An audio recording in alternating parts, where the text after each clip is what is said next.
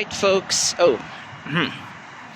It is the 31st of December 2025, and by the time you get to see this video uploaded, it's probably almost. Yeah, I'm going to work so hard to at least finish it off and upload it before time. I'm having a walk here in Isa Town as usual, and I thought that I needed to actually have a one-on-one conversation with you guys and share with you what happened this year and, interesting lessons and takeaways and whatnot and all that good stuff. It's 17 degrees out here and I am bundled up and all wearing jackets and whatnot. Yeah, actually wearing more than one layer and still feeling cold. I wonder why. Is it because I'm wearing shorts? Probably.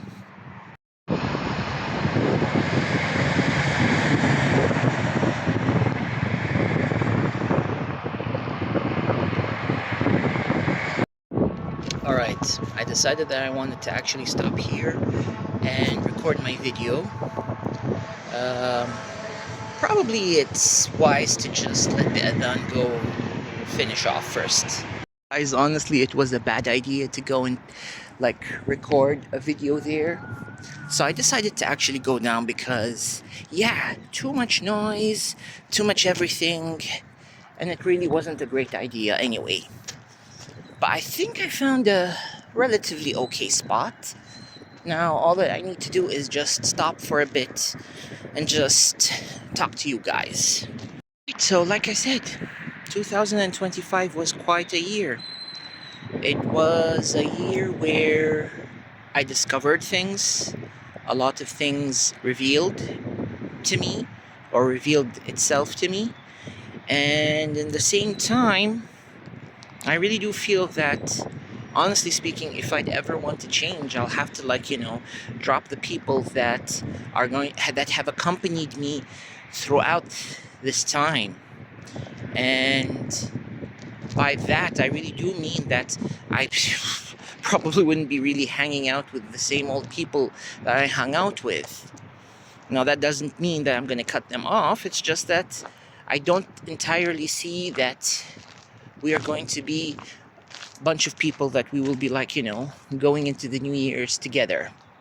Or maybe we will, but with limitation. So that is one particular part or one particular lesson that I have learned from 2025. Another thing that I have learned from 2025 is the need to take charge of a lot of things. Whether it is in terms of your happiness, something serious. You just need to grab a hold of what you'd want. Let's just say you wanted to take that particular degree, then go ahead and take that degree. You want to make yourself happy and you want to seek out something that makes you happy, then you're responsible for it. You're responsible for making all the necessary arrangements to get it. You can't exactly depend on the people around you for ideas and for things and then be mad at the outcome that comes out, because in the end of the day, people are driven to do the things that they want, and most of the time it does not interconnect or it does not cross with the things that you want. We all are inherently selfish, I'll have to admit, but to go into a certain situation thinking that other people won't be that selfish just because you're not selfish, then yeah, that's a bit of a wrong notion. Ooh, and this is also another lesson that I have learned. Quite an interesting one. People are only going to be capable of giving you as much as they can. Certain people are going to be very kind and very generous. Certain people won't be that capable or kind. And what else? Certain people will just be capable of giving what they can give. That's pretty much it. Like, if if you are specifically to if you are specifically looking to hang around people that are supposed to, like, provide you something, and I'm not saying, like, financially, or, like, in terms of material things, but rather if you're looking for people who are, for example, empathetic, like-minded people who are going to be, like, uplifting you and raising you, then you need to hang out with the people who are about that. You can't exactly sit around with someone who wouldn't exactly understand this concept. Pretty easy, no?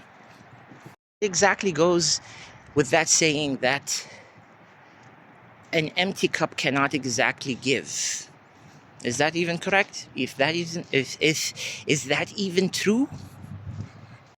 Very recently, like a couple of weeks ago, within December, in the end of, like, this year, I have gotten into an interesting situation.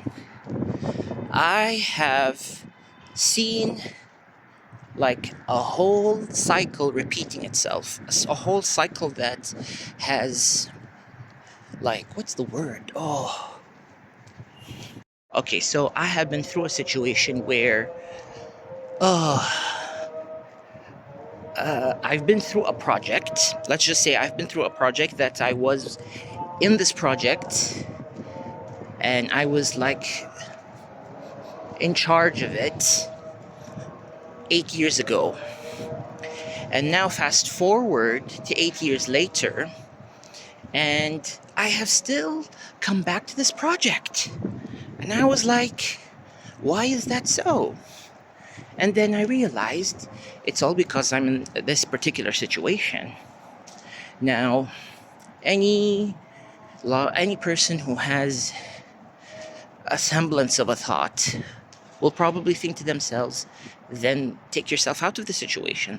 Sometimes you can't really take out yourself of certain situations. However, you can still strive to change a situation, improve the situation, as long as you're just not sitting still. But look at me. I was feeling a little nostalgic, and I decided that I wanted to take a look at my old school. This is basically my old school. Yep, let's go. Oh man, this alleyway. I remember I would take this alleyway if I don't exactly have transport, and I'd have to go back home walking. So yeah, there you go. Isitown Secondary Boys School. This is where I used to study.